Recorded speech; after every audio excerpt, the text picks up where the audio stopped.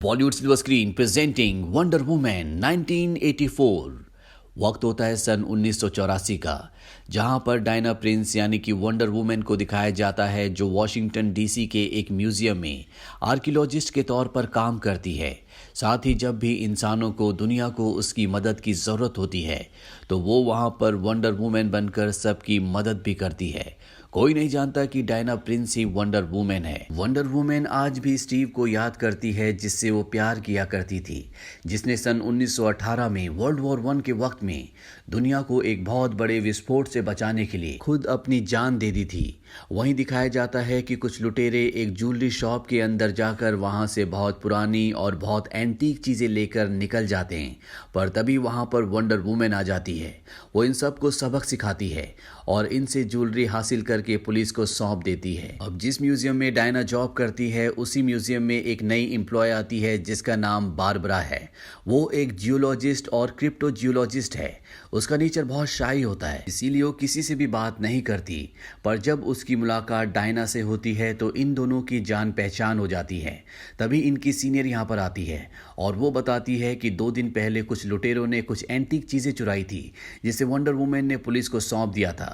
मैं चाहती हूँ कि बारबरा उस पर रिसर्च करे और पता लगाए कि वो चीजें क्या हैं और कितनी पुरानी है। बारबरा उन्हें स्टडी करना शुरू कर देती है।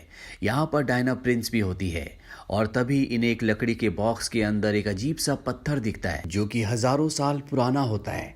लेकिन इन दोनों को लगता है कि ये एक नकली पत्थर है। उस पत्थर पर लैटिन भाषा में लिखा होता है कि ये पत्थर आपकी किसी भी इच्छा को पूरा करेगा। दरअसल ये एक ड्रीम स्टोन है। इन दोनों को ये बात मजाक लगती है। वहीं पर खड़ा एक कलीग इनकी बातें सुनकर उस पत्थर को पकड़कर कहता है कि मुझे एक कॉफी चाहिए। तभी वहां पर एक आदमी आता है और पूछता है क्या किसी को कॉफी चाहिए, पर इन सब को सिर्फ ये एक इत्तेफाक लगता है। बारबरा डायना से कहती है कि वैसे भी अगर ये इच्छा पूरी करता तो मेरे दिमाग में तो इतनी सारी इच्छाएं हैं कि मुझे पता ही नहीं चलता कि मुझे क्या चाहिए। डायना कहती है लेकिन मुझे पता है। वो पत्थर को पकड़कर आंखें बंद करके स्टीव का ध्यान करती है, क्योंकि वो स्टीव से आज भी प्यार करती है और उसे पाना चाहती है। वहीं इसके बाद ये दोनों के दोनों एक रेस्टोरेंट में जाते हैं, जहां पर ये दोनों बहुत अच्छा टाइम स्पेंड करते हैं। बारबरा जब रात को घर जा रही होती है तो तभी वहां पर एक आदमी उसे परेशान करना शुरू कर देता है, जो रोज उसे परेशान करता है। तभी वहां पर डायना आ जाती है और एक ही किक में उसे अपने से दूर फेंक देती है। बारबरा ये देखकर बहुत इंप्रेस हो जाती है। डायना कहती है कि तुम चिंता मत करो, ये सेल्फ डिफेंस है, मैं तुम्हें भी सिखा दूंगी। बारबरा को कहीं ना कहीं डायना प्रिंस की खूबसूरती से, उसकी इंटेलिजेंस से ईर्ष्या होना शुरू हो जाती है। वो भी उसकी तरह बनना चाहती है। इसीलिए घर जाने के बाद वो उस पत्थर को अपने हाथ में पकड़ती है और कहती है कि काश मैं भी डायना प्रिंस की तरह होती। और अगली सुबह जब वो उठती है तो वो पूरी तरह से बदल चुकी होती है। उसी दिन उनके म्यूजियम में एक बहुत बड़ा बिजनेसमैन आता है जिसका नाम मैक्स लॉर्ड होता है, और वो कहता है कि मैं तुम्हारे म्यूजियम को बहुत बड़ी डोनेशन दूंगा, जिसके लिए मैंने आज शाम को एक पार्टी रखी है। वहां पर मैं इसका अनाउंसमेंट करूंगा। यहाँ पर डायना प्रिंस भी होती है। डायना प्रिंस को उसके इरादों पर शक होता है, पर बारबरा मैक्स लॉर्ड की बातों से, उसकी पर्सनैलिटी से बहुत ज्यादा आकर्षित हो जाती है। मैक्स लॉर्ड यहाँ से जाने से पहले डायना प्रिंस को अपना विजिटिंग कार्ड देता है। मैक्स लॉर्ड यहाँ से अपने ऑफिस में जाता है, जहाँ पर उसका बेटा उससे मिलता है। मैक्स लॉर्ड अपने बेटे से बहुत ज़्यादा प्यार करता है, लेकिन वो बिजनेस में पूरी तरह से खत्म हो चुका होता है, उसके पास कुछ भी नहीं होता। वहाँ पर उसका इन्वेस्टर भी आ जाता है, जिसने उसके ऊपर बहुत सारे डॉलर्स लगाए होते हैं। वो मैक्स को उल्टा सीधा कहता है और वहाँ से निकल जाता है। मैक्स को अपने बेटे के सामने अपनी बेइज्जती महसूस होती है। वो अपने बेटे से कहता है कि तुम चिंता मत करो, मैं जल्दी सब कुछ ठीक कर दूंगा। वहीं बारबरा को दिखाया जाता है, जो अब पूरी तरह से बदल चुकी है। वो डायना प्रिंस की तरह बन चुकी है। शाम को वो मैक्स लॉर्ड की पार्टी के लिए तैयार होती है और पार्टी में पहुंच जाती है, जहां पर उसकी मुलाकात मैक्स लॉर्ड से होती है। वहीं डायना प्रिंस को दिखाया जाता है, जो म्यूजियम के उस लकड़ी के बॉक्स को देखती है जिसके अंदर वो ड्रीम स्टोन था, पर अब वो वहां पर नहीं होता, क्योंकि बारबरा उसे अपने साथ अपने घर ले गई होती है। उसी बॉक्स के अंदर उसे एक स्लिप मिलती है जिसमें मैक्स लॉर्ड का नाम लिखा होता है। वो समझ जाती है कि जो भी इस पत्थर को चुरा रहे थे, वो इस पत्थर को मैक्स लॉर्ड तक पहुंचाना चाहते थे। इसीलिए वो भी तैयार होकर मैक्स लॉर्ड की पार्टी में पहुंच जाती है, जहां पर उसे एक अनजान आदमी मिलता है, जो उससे इस तरह से बातें करता है जैसे वो उसे सालों से जानता हो। तभी वो कहता है कि मैं आज को बचा लूंगा, तुम्हें कल को बचाना होगा। और ये वो लाइन होती है जो स्टीव ने आज से कई साल पहले वर्ल्ड वॉर 1 के वक्त में उससे कही थी। और चंद ही पलों बाद वो आदमी उसे स्टीव के रूप में दिखना शुरू हो जाता है, क्योंकि उसने ड्रीम स्टोन से यही विश मांगी थी। स्टीव को वापस अपनी जिंदगी में पाकर वो बहुत खुश हो जाती है। वहीं बारबरा को और मैक्स लॉर्ड को दिखाया जाता है जो बारबरा के घर पहुंच जाते हैं। मैक्स लॉर्ड को ड्रीम स्टोन उसकी टेबल पर दिखता है, जिसे वो बड़ी चालाकी से हासिल कर लेता है। और इस जगह से निकलने के बाद वो ड्रीम स्टोन से एक विश मांगता है कि मैं खुद ही ड्रीम स्टोन बन जाऊं।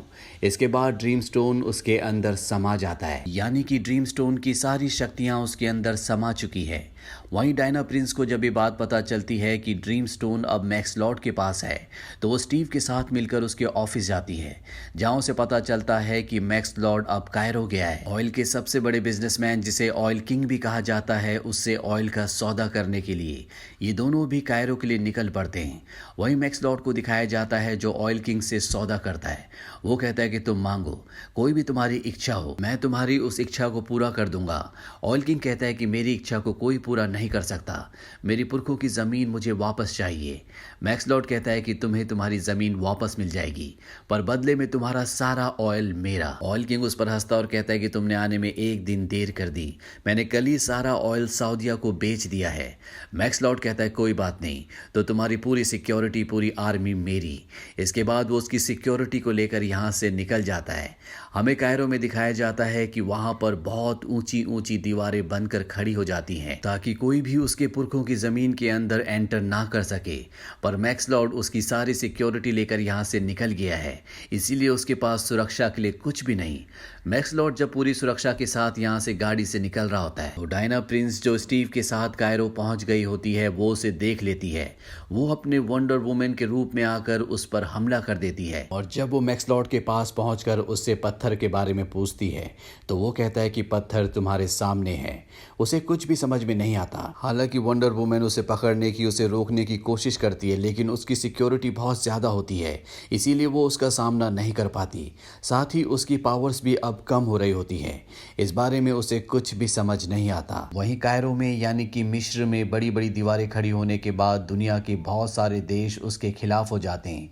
साथ ही मैक्स लॉर्ड दुनिया के आधे तेल पर अपना कब्जा कर लेता है। डियाना प्रिंस अब बारबरा को कॉल करती है और उससे पूछती है कि मैंने तुमसे कहा था कि तुम्हें ड्रीम स्टोन के बारे में पता करना है, क्या तुम्हें कुछ पता चला? बारबरा कहती है कि एक आदमी है जो दावा करता है कि वो माया सभ्यता का बचा हुआ आखिरी इंसान है। उसे इस पत्थर के बारे में बहुत कुछ पता है। और अब ये तीनों की तीनों उस आदमी तक पहुंच जाते हैं। उसके पास उसके दादा की एक बहुत पुरानी किताब होती है जो मायन लैंग्वेज में लिखी होती है, पर डियाना प्रिंस हजारों भाषाओं को पढ़ सकती है। और वो उसमें पढ़ती है कि उस पत्थर को देवता डॉलस ने बनाया था, जो कि लालच, चालाकी और धोखे का देवता है। इससे पहले जिस भी सभ्यता को ये पत्थर मिला, वो सभ्यता कुछ ही दिनों में पूरी तरह से खाक में मिल गई। डियाना प्रिंस को यहाँ पर सब कुछ समझ में आ जाता है। उसे समझ में आ जाता है कि ये पत्थर सिर्फ एक धोखा है। जब भी इस पत्थर से हम कोई विश मांगते हैं, तो बदले में हमारी भी एक चीज चली जाती है। इसीलिए डियाना की, यानी कि वंडर वुमेन की पावर्स अब खत्म हो रही हैं। साथ ही बारबरा ने भी अपनी इंसानियत खो दी होती है। इस किताब में ये भी लिखा होता है कि ड्रीम स्टोन को खत्म करने का तरीका है कि उसे नष्ट कर दो। पर डियाना प्रिंस को याद आता है कि मैक्स लॉर्ड ने उसे कहा था कि मैं खुद वो पत्थर हूँ, यानी कि उसने पत्थर को अपने अंदर समा लिया है। इस पत्थर को नष्ट करने का दूसरा तरीका भी है, और वो है अपनी विश को वापस कर दो। बारबरा यहाँ से चली जाती है। वहीं मैक्स लॉर्ड को दिखाया जाता है जो अपने बेटे से कहता है कि तुम अपनी कोई भी विश मांगो। वो कहता है मैं चाहता हूं कि मेरे पिता इस दुनिया के सबसे बड़े इंसान बन जाएं। मैक्स लॉर्ड इसके बाद यूएस प्रेसिडेंट के पास जाता है और उनसे कहता है कि आप कोई विश मांगिए, मैं आपकी विश पूरी कर दूंगा। वो कहते हैं कि दुनिया की बहुत सारी ताकतें अभी हमारे खिलाफ हो चुकी हैं, जिसमें सबसे बड़ा खतरा हमारे लिए रशिया है। अगर हमारे पास दुनिया की सबसे बड़ी न्यूक्लियर पावर आ जाए, ताकि दुनिया के हर एक देश को हमारे सामने झुकना पड़े। मैक्स लॉर्ड कहता है कि तुम्हारी विश पूरी हुई, अब मैं अपनी विश मांगता हूँ। मुझे तुम्हारे सारे अधिकार, हर एक वो चीज़ चाहिए जो तुम्हारे पास है। और इसके बाद उसके सारे अधिकार उसके पास आ जाते हैं। हर कोई उसकी बात मानता है। पर मैक्स लॉर्ड की खुद की भी हेल्थ खराब होना शुरू हो जाती है, क्योंकि जिस तरह से वो दूसरों की और खुद की विश पूरी कर रहा होता है, उससे भी उसकी चीज़ें छीनी जा रही होती है। और उसकी वो चीज़ होती है उसकी हेल्थ। मैक्स लॉर्ड को यहाँ पर एक खुफिया टीवी प्रोग्राम के बारे में पता चलता है जिससे एक ही बार में पूरी दुनिया में एक ही चीज़ को टेलीकास्ट किया जा सकता है। और अब वो ये फैसला करता है कि पूरी दुनिया के सामने वो लाइव आकर उनसे कहेगा कि वो अपनी विश मांगो, और जब उनकी विश पूरी हो जाएगी तो बदले में वो उनकी हेल्थ और पावर को अपने अंदर समा लेगा ताकि वो पहले से भी बहुत ज़्यादा पावरफुल हो जाए। मैक्स लॉर्ड अपने लोगों के साथ वहाँ के लिए निकल पड़ता है, पर तभी यहाँ पर वंडर वुमन और स्टीव आ जाते हैं। वंडर वुमन उसे रोकने की कोशिश करती है लेकिन उसकी शक्तियाँ पहले से बहुत कम हो गई होती हैं। यहीं पर बारबरा भी आ जाती है जो वंडर वुमन के ऊपर हमला कर देती है और उसे घायल करके यहाँ से मैक्स लॉर्ड को लेकर निकल जाती है। दरअसल वो अपनी इंसानियत खो चुकी है, इसीलिए वो मैक्स लॉर्ड का साथ दे रही होती है। वंडर वुमन और स्टीव यहाँ से निकलते हैं। स्टीव वंडर वुमन को समझाता है कि अगर तुम्हें अपनी शक्तियाँ वापस चाहिए तो तुम्हें तुम्हारी विश को रिवर्स करना होगा जिसमें तुमने मुझे मांगा था। हालांकि वंडर वुमन स्टीव को खोना तो नहीं चाहती, पर अगर उसे दुनिया को बचाना है तो उसे ऐसा करना होगा। इसीलिए वो अपनी विश रिवर्स कर देती है जिससे स्टीव तो उसकी दुनिया से एक बार फिर से चला जाता है, पर उसके अंदर वंडर वुमन की शक्तियाँ वापस आ जाती है। वो अपनी लासो ऑफ ट्रुथ, जिसे सच्चाई की रस्सी भी कहा जाता है, उससे आसमान की गहराइयों में चली जाती है। इसके बाद उसके अंदर जो आत्मविश्वास होता है उससे वो हवा में उड़ना भी शुरू कर देती है। ये उसकी एक नई पावर होती है जिसे उसने अभी अभी समझा होता है। वहीं प्लेन में मैक्स लॉर्ड और बारबरा को दिखाया जाता है जो उस जगह जा रहे होते हैं जहां से मैक्स लॉर्ड टेलीकास्ट करने वाला है। बारबरा कहती है कि मुझे एक ऐसा शिकारी बना दो जिसका कोई भी मुकाबला ना कर सके। मैक्स लॉर्ड उससे खुश होता है, इसीलिए वो उसे वरदान दे देता है और इसके बाद वो उस जगह पहुंच जाता है जहां से वो पूरी दुनिया में एक ही प्रोग्राम को टेलीकास्ट करता है। वो सबको कहता है कि तुम्हारी जो भी इच्छाएं हैं वो मांगो, मैं तुम्हारी इच्छाओं को पूरा करूंगा। पर इसके बदले वो सबकी शक्तियों को, उनकी हेल्थ को उनसे छीनना चाहता है ताकि वो हमेशा के लिए इस दुनिया में अमर हो जाए। अब यहाँ पे वंडर वुमेन भी एक खास सूट पहनकर पहुंच जाती है जो वंडर वुमेन की दुनिया अमेज़न की योद्धाओं ने उस वक्त बनाया था जब इंसानों ने उन्हें गुलाम बनाने की कोशिश की थी। उस वक्त में सभी योद्धाओं ने अपने आर्मर को पिघलाकर इस खास कवच को बनाया था जिसे एस्टीरिया नाम की एक योद्धा ने पहना था। इस कवच के आगे कोई भी इंसान कभी नहीं टिक सकता। यहाँ पर अब बारबरा भी आ जाती है जो अब इंसानी रूप खो चुकी होती है क्योंकि उसने जो दूसरा वरदान मांगा होता है उससे उसकी इंसानियत पूरी तरह से खत्म हो गई होती है। इन दोनों के बीच में एक घमासान फाइट होती है। फाइट के दौरान ये दोनों के दोनों पानी के अंदर चले जाते हैं। वंडर वुमेन बारबरा से कहती है कि तुम्हें अपना वरदान त्यागना होगा ताकि तुम पहले जैसी बन जाओ, पर वो मना कर देती है। इसीलिए वंडर वुमेन वहाँ पर एक इलेक्ट्रिक तार जो पानी में गिरने वाला होता है उसे पानी में गिरा के उसे इलेक्ट्रिक शॉक देकर बेहोश कर देती है, पर वो पानी में डूबकर मर ना जाए इसीलिए वो पानी से उसे बाहर निकालकर उस जगह पहुंच जाती है जहां पर मैक्स लॉर्ड पूरी दुनिया की इच्छाओं को पूरा करके उनसे उनकी शक्ति और उनकी हेल्थ को छीन रहा होता है।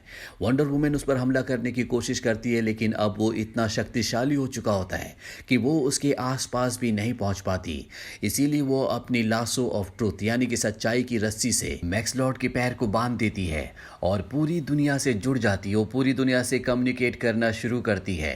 वो उन्हें बताती है कि जो भी तुम्हारी विशेष हैं वो तुम्हारी दुनिया को पूरी तरह से बर्बाद कर देंगी। अगर तुम अपनी जिंदगी पहले जैसी चाहते हो, जिन लोगों को तुमने खोया है उन्हें वापस चाहते हो, तो तुम्हें अपनी विश को त्यागना होगा। साथ ही वो मैक्स लॉर्ड को भी एक विजन दिखाती है जिसमें उसका बेटा, जिससे वो इस दुनिया में सबसे ज्यादा प्यार करता है, वो इधर उधर भाग रहा होता है। वो अपने पिता को ढूंढ रहा होता है पर चारों तरफ कियोस होता है। वहीं रशिया ने अमेरिका के ऊपर न्यूक्लियर मिसाइल छोड़ दी होती है और अमेरिका भी रशिया के ऊपर कई सारी न्यूक्लियर मिसाइल्स छोड़ देता है और कुछ ही देर बाद वो पूरी जगह तबाह होने वाली है जहां पर मैक्स लॉर्ड का बेटा है। मैक्स लॉर्ड जब ये विजन्स देखता है तो वो अपनी सारी विशेष को त्याग देता है ताकि वो अपने बेटे को बचा सके।